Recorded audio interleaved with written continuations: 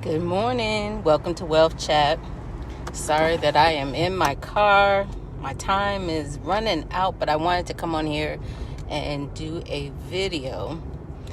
So yesterday at the cash flow game, and this is the first time this has happened since I've learned the strategies of key strategies to win the game. And so yesterday, of course, everyone starts on the same playing field, meaning that we all have jobs, we all have income, and I think we all own homes, but we all start off with no investments.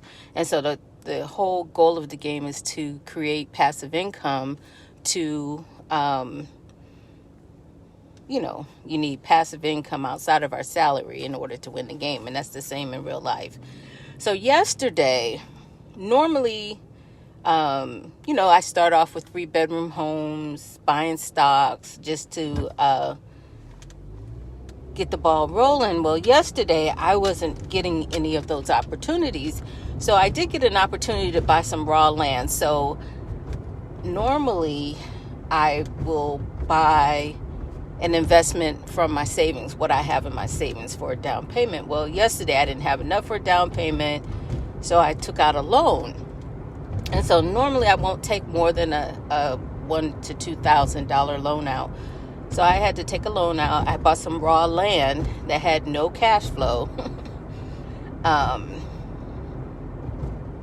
What else did I buy? I can't remember what else I bought. But anyway, from that point on, throughout the whole game, I had got laid off. I didn't have enough money because when you get laid off, you have to still pay your monthly expenses. So I didn't have enough money to pay my expenses. So I ended up getting a loan for that. Just throughout the game, in the game, you'll land on doodads where you're buying things. And again, every step I made, I had to get a loan, so I ended up going bankrupt in the game, and that hasn't happened since, like I said, since I learned how to play the game.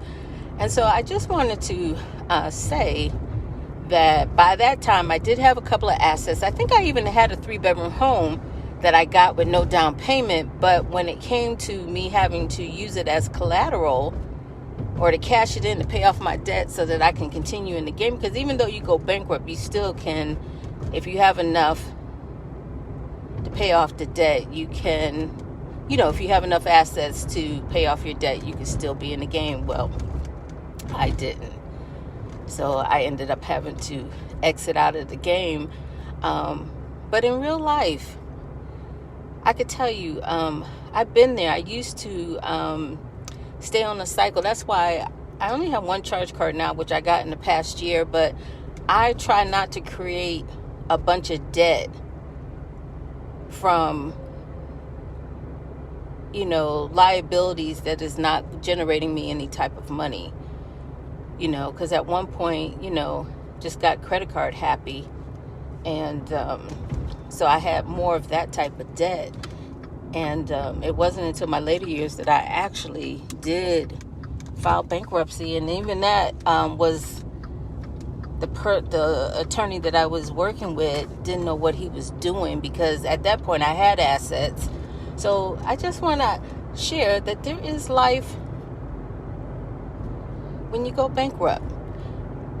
There is still a financial life that you can continue to maintain, because if you have assets and you file bankruptcy, you can still keep your assets if you're not too much in debt, but you can still survive financially with bankruptcy. You don't have to walk around with shame and blame.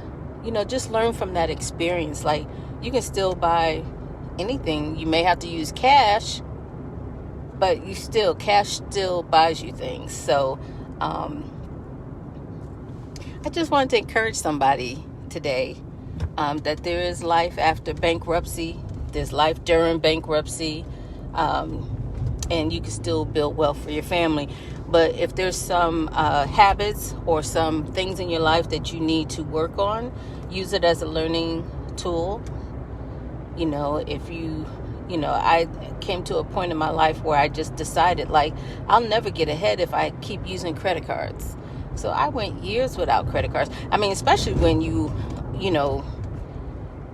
over the limit on your credit cards, you still living without credit cards. So you can live without a credit card. You can, don't want to put yourself too far in debt. When you see, the first signs of it, stop, drop, and correct the situation if you can early. Don't wait until you're so far in the hole that you can't dig your way out, and that the only options for you at that time is bankruptcy. But things happen in people's lives. It's not always about poor money management. It's not always about that, but see the signs early, correct them early, and save yourself if you can. But just know that you can still survive throughout a bankruptcy. So goodbye for now. Have a great Monday and great week.